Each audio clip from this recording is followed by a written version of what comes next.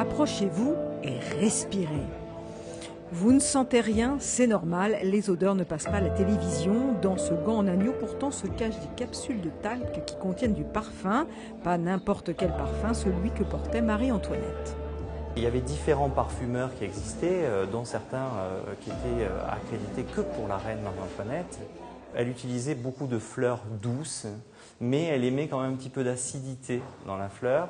Et alors elle travaillait beaucoup sur la rose. Ce gant, on le doit donc à Olivier Fabre, gantier depuis 4 générations à Millau et installé depuis peu à Versailles. On a cherché un modèle de gant que portait Marie-Antoinette, en l'occurrence celui-ci.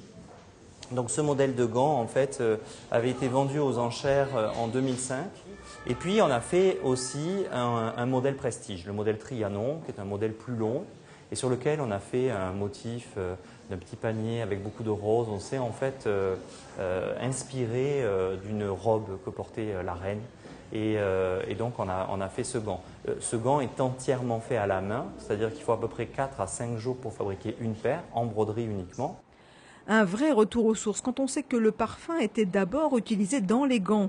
Catherine de Médicis, la première, lui a donné ses lettres de noblesse. Sous Louis XIV, il y a eu l'ordonnance des maîtres gantiers parfumeurs. Et donc cette ordonnance en fait permettait à certaines personnes d'avoir pignon sur rue avec des boutiques et tous les parfums à l'intérieur qui étaient uniquement sur les gants et quelques poudres et quelques huiles.